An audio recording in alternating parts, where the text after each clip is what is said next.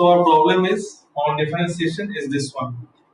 If y equals to fx and x equals to 1 by z, then you have given an expression d square f by dx square equals to 2z cube into dy dz plus k into d2y by dz square.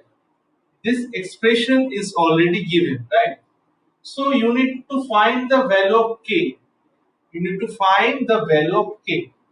So as you can see in the resulting expression, there is a term called f. So do not get confused. Here f simply means y actually. Let me repeat it once. In the resulting expression, you can see there is f term. Okay. So do not get confused. F means simply y. This y actually. Like y equals to function of x. So the problem is given as y equals to f. Just imagine it. Okay. To solve the problem. Right. So as you know, to start, we need to start from the very basics, okay, and we need to go into that part, right? So what we can do first, okay, let us see. Like to find the d2, because we are considering f and y are similar.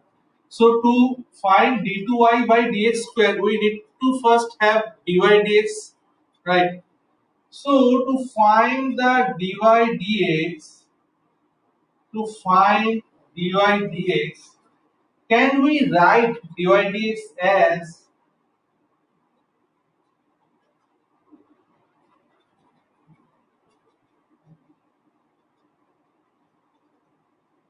I think we can definitely write, but the question is why I have written in that form.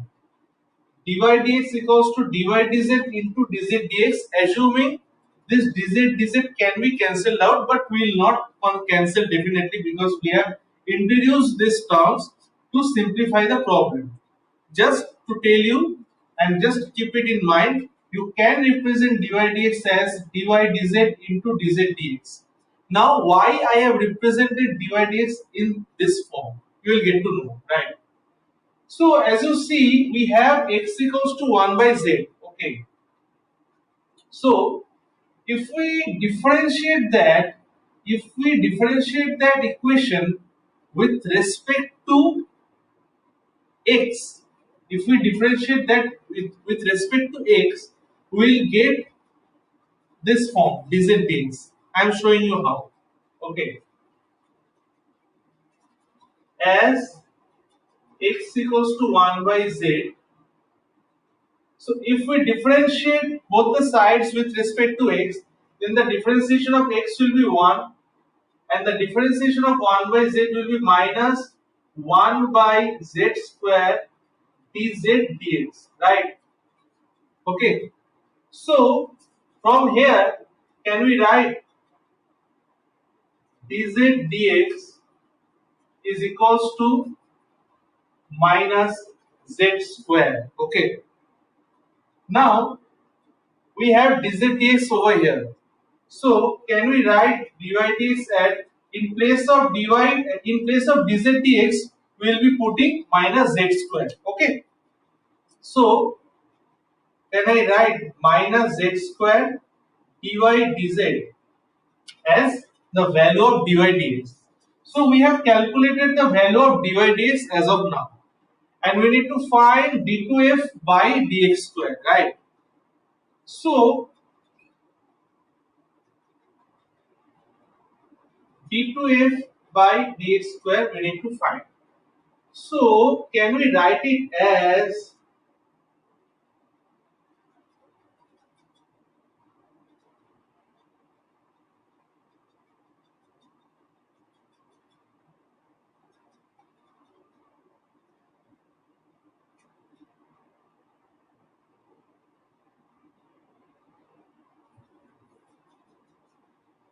just look what I am doing. Okay, as you know that dy dx is equals to df dx, as I have mentioned in the beginning of the problem, that y can be considered as f for this problem.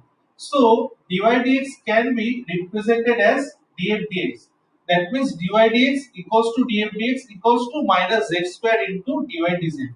So in place of dy dx, we will replace df dx. Okay. So, okay, I am putting another line for that, so you do not get confused that how df dx automatically come here, right?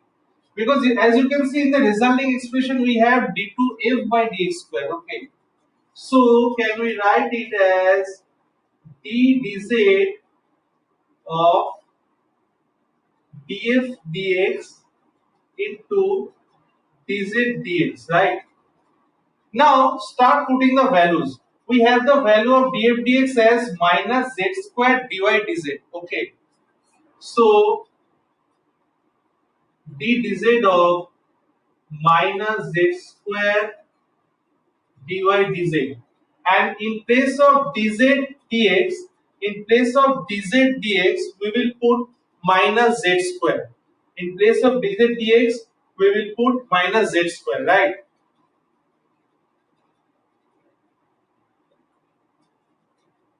So this minus z square and this minus can come outside and become plus. So it is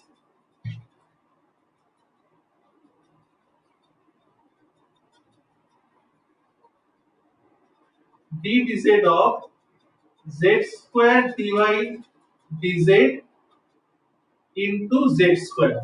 Now as you can see, we need to differentiate this part z square dy dz part with respect to z, because d dz of this part, that means we need to differentiate this part only, z square dy dz part, with respect to z. Okay, so what will be the differentiation? Like z square constant, differentiation of dy dz equals to d2y by dz square, plus dy dz constant, derivative of z square will be 2z, right? And there is a z square in the multiplication. Okay, now let us try to form in this format. So can we write d2f by dx square as, I am writing this second part at first, because here we will be getting 2z cube dy dz. As you can see here in this part, we will be getting 2z into z square, that means 2z cube into dy dz, and in the resulting expression we have 2z cube into dy dz. Okay, so we will be writing 2z cube into dy dz plus z square into z square, that means z to the power 4 d2y by dz square. Just look at again, z square into z square, that means z to the power 4 into d2y by dz square, that means z to the power 4 into d2y by dz square. Now you compare our resulting expression with the given expression, d2f by dx square, okay, equals to 2z cube dy dz equals to 2z cube dy dz plus k into d2y by dz square plus z to the power 4 into d2y by dz square. That means we can easily conclude that k will be equals to z to the power 4. I hope it is clear to you. Just follow this step. This is a very important step, and I should tell you that this is a bit critical step. So just follow this step. Just follow this step. Also, why I have written dy dx as dy dz into dz dx, and also please follow this one also. This one is very important, that how d2f divided by dx square has become d dz of df dx, then again into dz dx. This is a bit complex problem, I might admit. Okay, so just try to understand, pause the video in each step, and let me know if you are having any kind of confusion. Okay, so we'll move on to the next problem now. Like in the previous sum, we did apply the concept of chain rule in differentiation. As you can remember that we have converted the df dx term into df dz into dz dx, right? So when multiple differentiation form will be multiplied, then it is called the chain rule of differentiation. Okay. Now in this problem we have if y equals to e to the power sin inverse x and z equals to e to the power minus cos inverse x, then we need to find the value of dy dz. Now as you can see, in both the values of y and z, there is x related term, I mean e to the power something related term, exponential term in the right hand sides, but the variable is x on both y and z, right? So for this problem, you have the options as the value of dy dz would be undefined, the value of dy dz would be e to the power x, the value of dy dz would be independent of x, or none of this, right? So as you can imagine that, let us start from differentiating both of this y and z with respect to x, and let's see how we proceed, right? So let's begin. So if we differentiate y with respect to x, we will be getting e to the power sin inverse x first, and again differentiation of sin inverse x would be 1 by root over 1 minus x square. Similarly, if we differentiate z with respect to x, it would be e to the power minus cos inverse x, and the differentiation of cos inverse x is minus 1 by root over 1 minus x square. Minus 1 by root over 1 minus x square. Just you need to remember the formula of differentiation of sin inverse x and differentiation of cos inverse x, right? Okay. Now, as you know that here we had e to the power minus cos inverse x. If we had e to the power cos inverse x, then we could have written e to the power cos inverse x into minus of 1 by root over 1 minus x square. As it is itself minus cos inverse x, so it will become minus of minus, actually it will become plus, right? So, if we apply the chain rule now, then can we write, we need do not forget that we need to find the value of dy dz, right? So can we write the dy dz as dy dx into dx dz? We can definitely write. Even in the previous problem we have also applied the same concept, right? So dy dx into dx dz. So we have the value of dy dx as this one, the value of dy dx, and we need to put the value of dx dz.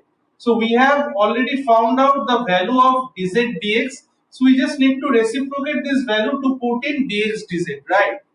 So it will become e to the power sin inverse x into 1 by root over 1 minus x square,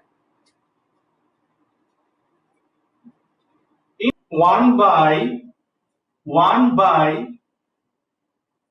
e to the power minus cos inverse x into 1 by root over 1 minus x square. Why I have written 1 by this form? Because it is dx dz. So it will be reciprocal of this one. That is why I have written 1 by e to the power minus cos inverse x into 1 by root over 1 minus x square, right? Now as you can see, in the numerator there is a 1 by root over 1 minus x square, and in the denominator there is a 1 by root over 1 minus x square. So we can easily cancel out this 2, right? And in the numerator we have e to the power sin inverse x, and in the denominator we have e to the power minus cos inverse x. So if we apply the concept of indices here, we will be getting e to the power sin inverse x as e to the power minus cos inverse x in the denominator. So we can take it up into the numerator part and we can write e to the power cos inverse x, right? We can definitely write. Now one line is remaining to finish the problem. Can we write as per the concept of indices that it would be e to the power sin inverse x plus e to the power cos inverse x, right? We can definitely write. Now, as we know in the inverse function that sin inverse x plus cos inverse x would be equals to pi by 2. Okay, so we can write it as e to the power pi by 2. So this is our answer for dy dz. So from the options, which option will be correct? Like at the first option, it is given as undefined. It is not undefined because we have already got a defined value. Second option tells that the right answer will be e to the power x, but we have calculated and got e to the power pi by 2. So the third option tells that the value of dy dz would be independent of x. So it is the right option because we have calculated the value as e to the power pi by 2 and there is no x term in the result. So we can say that this is the value which is independent of x, right? So option C would be the correct answer for this question. I hope you have understood how I have deduced the problem step by step. At first, I did the differentiation in both y and z at both the sides with respect to x to get dy dx and dz dx. And to represent dy dz, we need to apply a chain rule. So we have represented dy dz as dy dx into dx dz.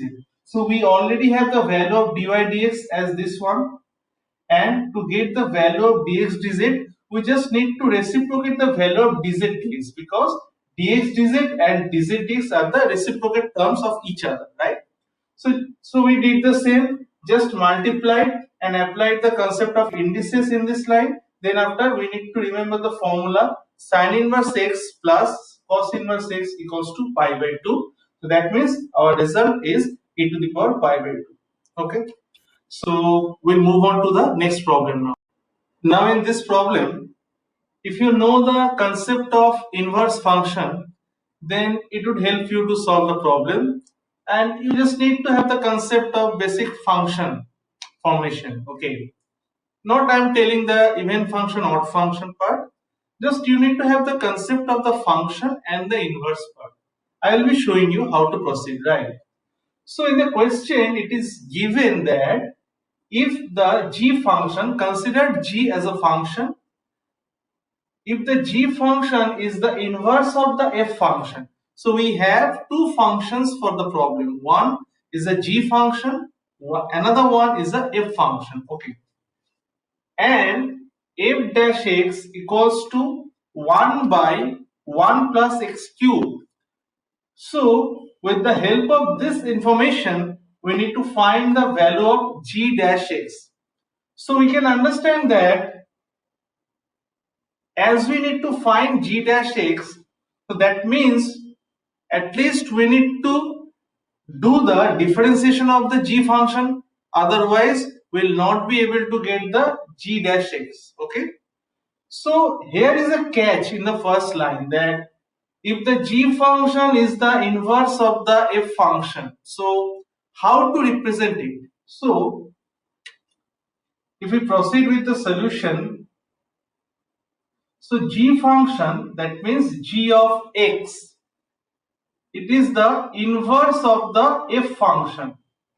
So inverse of the f function, I have written f to the power minus 1 in bracket x, that means f inverse x it is called. It's not called as f to the power minus 1x, just for the simplification I am telling. This is f inverse x equals to gx. So we have if the g function is the inverse of the f function. So g function is equals to the inverse of the f function, right? So from here, can we write it as if you know the basic concepts of inverse function, so you'd get to know that from this point I can write x equals to f of gx.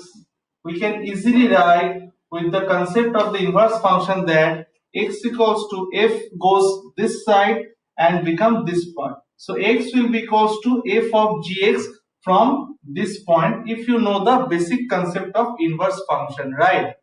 So if we now differentiate both parts of this expression with respect to x, what I will get? Let us see. Okay. So if we differentiate x with respect to x, it will be 1. If we differentiate f of gx with respect to x, it will be f dash of gx first. Then we need to do the differentiation of gx again. It will become g dash x. Okay.